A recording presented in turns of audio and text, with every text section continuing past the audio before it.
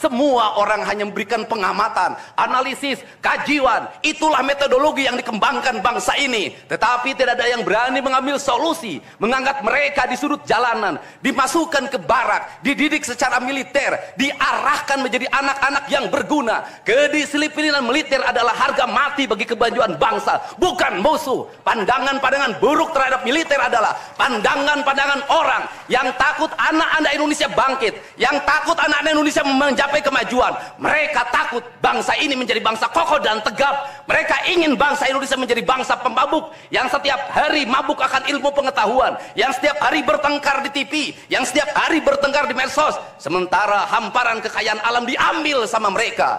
Janganlah kita menjadi antek dari bangsa lain, memporak-porandakan diri sendiri dan bangsanya dengan alasan pengetahuan, dengan alasan hak asasi manusia.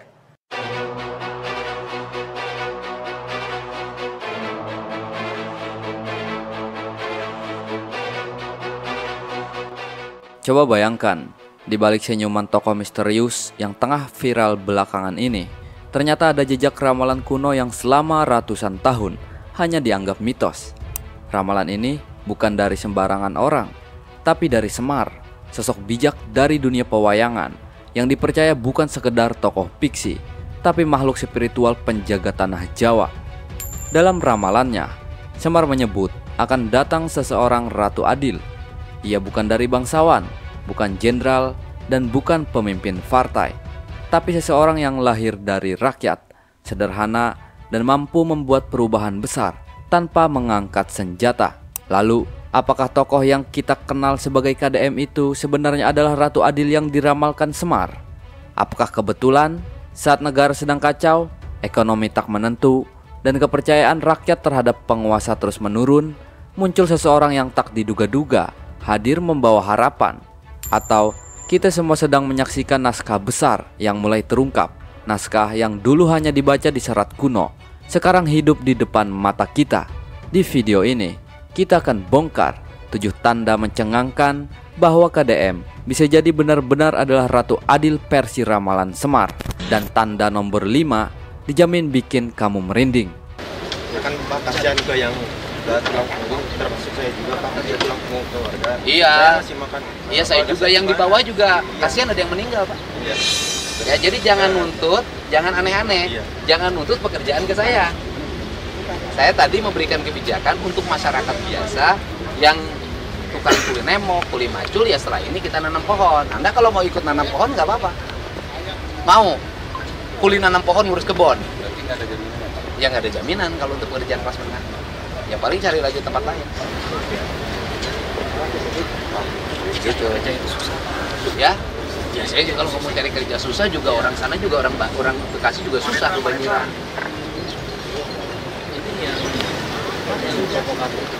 Bukan, ini ingat ya, ini nggak ada kaitannya dengan provokator. Ini kaitannya dengan pelanggaran pidana lingkungan, gitu. Jangan aneh-aneh. Kita bongkar ini bukan karena didesak mereka, enggak. Kita bongkar ini karena ini melanggar undang-undang. Anda mikir nggak di bawah banjir?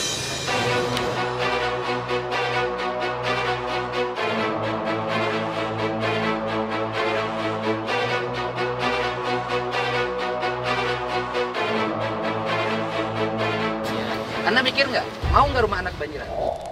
Sahabat Keramat Wali, siapa sebenarnya KDM? Sosok ini belakangan muncul di balik bayang-bayang rakyat biasa. Tak banyak yang tahu latar belakangnya secara rinci, namun gerak-geriknya, ucapannya, bahkan kehadirannya membuat banyak orang merasa ada sesuatu yang beda. Tapi entah kenapa namanya terus bergema di jagat maya, di warung kopi, dan di obrolan spiritual.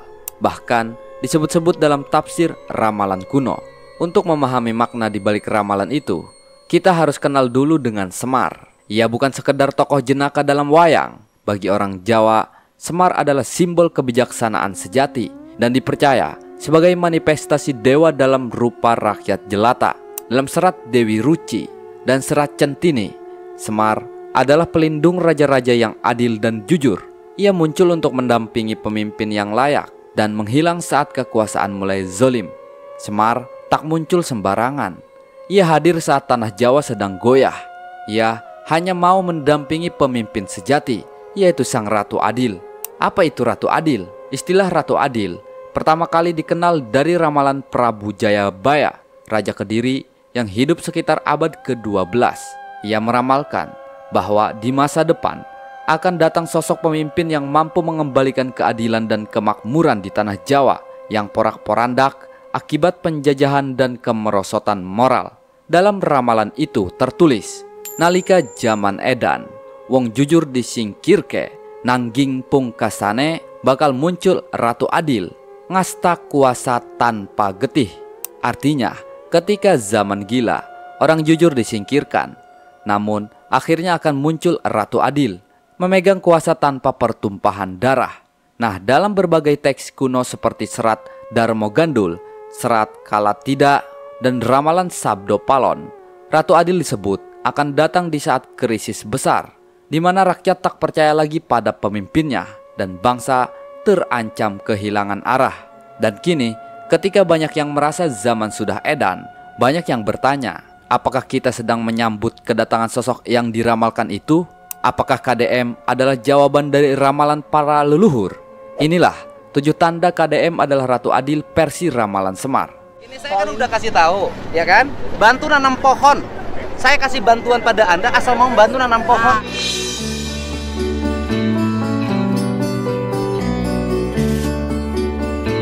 Tapi Bapak di video ada videonya. Dengerin dulu, bukan urusan videonya. Terus apa, Pak? Gini, saya membantu kompensasi Anda yang nganggur di sini. Tapi saya minta tanggung jawab moral Anda. Bantu nanam pohon di sini.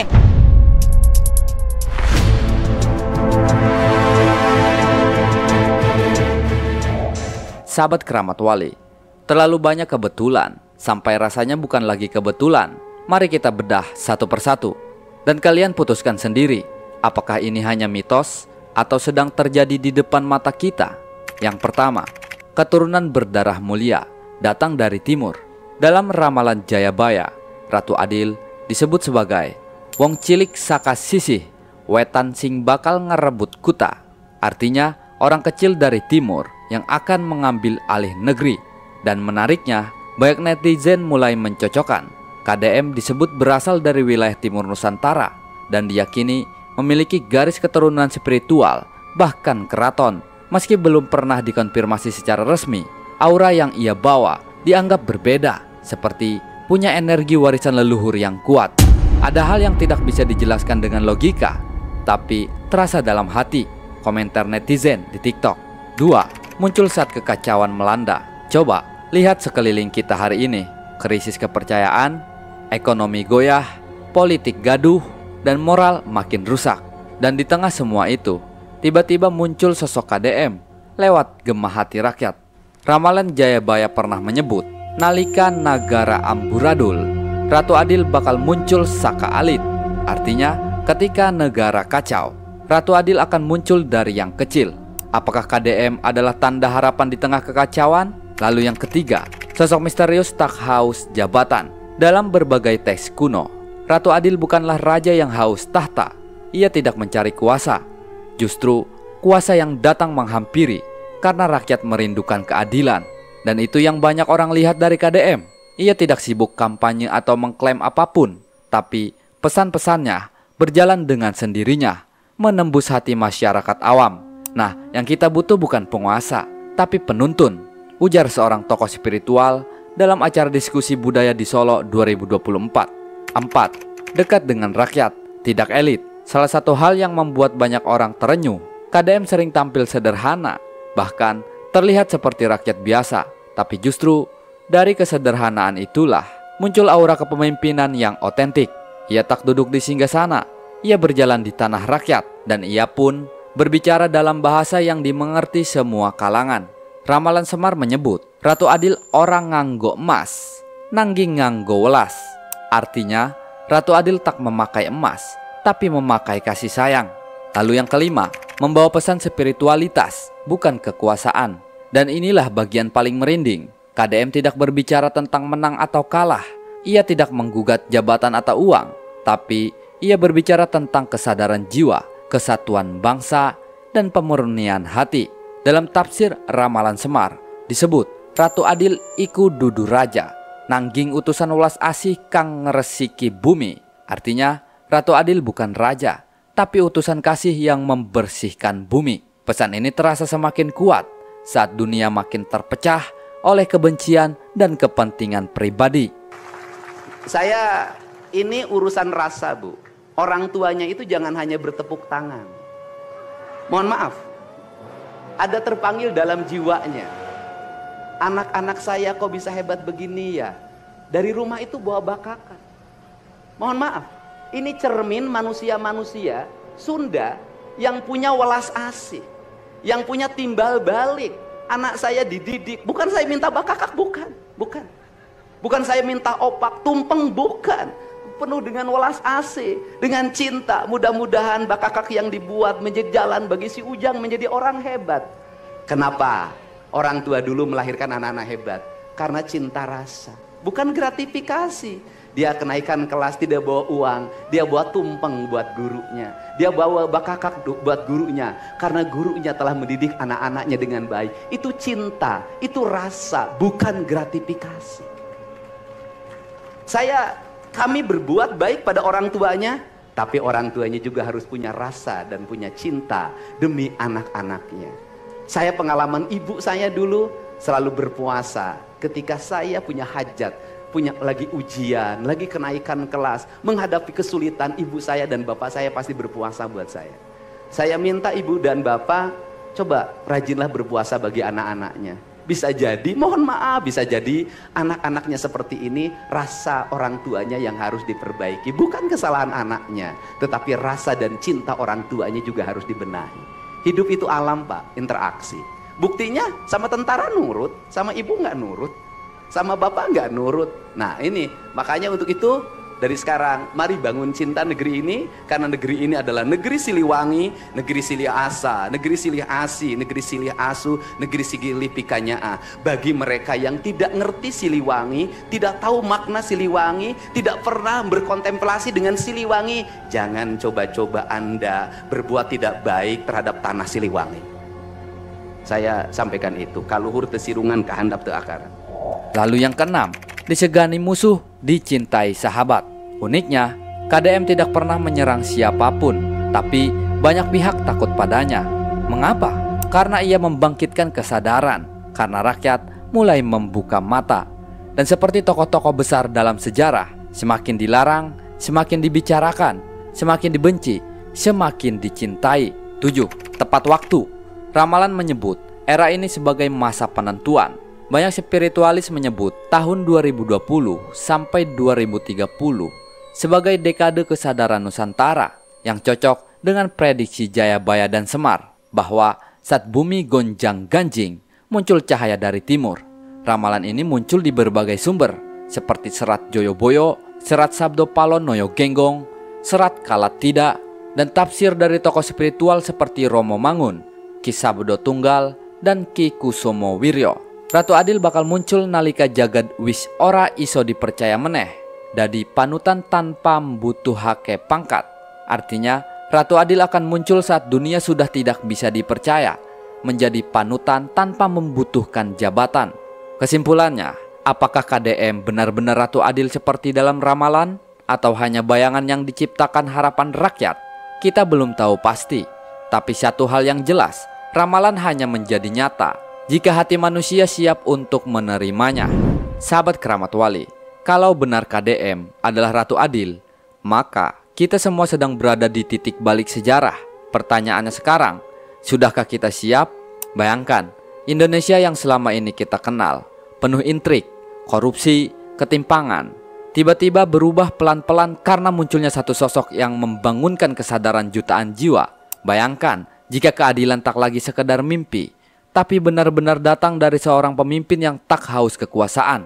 Ramalan kuno menyebut, Ratu Adil ora mung ngowahi negara, nangging ngowahi nurani rakyat. Artinya, Ratu Adil bukan hanya mengubah negara, tapi juga mengubah hati nurani rakyat. Dan kalau ini benar, kita bukan lagi sekedar penonton sejarah. Kita adalah bagian dari gerakan kesadaran baru. Gerakan yang tidak digerakkan oleh uang, tapi oleh harapan dan cinta tanah air. Tapi tunggu, siapkah kita berubah? Kehadiran Ratu Adil tak selalu disambut sukacita. Sejarah mengajarkan saat pencerahan datang, kegelapan selalu melawan. Lihatlah nabi-nabi terdahulu. Lihatlah tokoh pembaru seperti Soekarno, Gandhi, bahkan Sunan Kalijaga. Semua menghadapi ujian. Jadi, jika benar KDM adalah Ratu Adil, apakah kita siap jadi bagian dari perjuangan ini? Atau justru jadi penonton yang diam di pinggir sejarah? Mungkin KDM bukan hanya tentang dia, tapi tentang kita.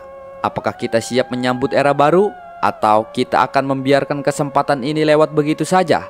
Seperti banyak peradaban besar yang gagal mengenali cahaya ketika ia datang.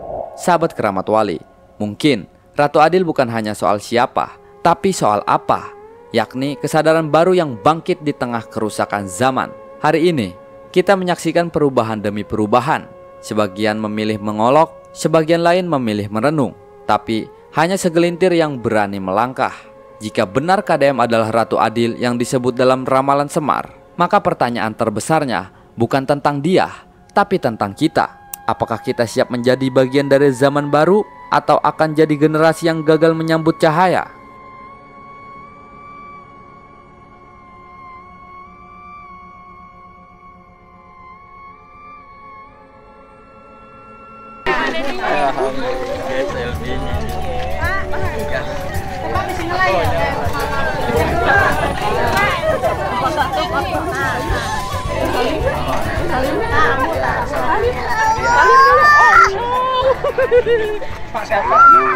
Iya itu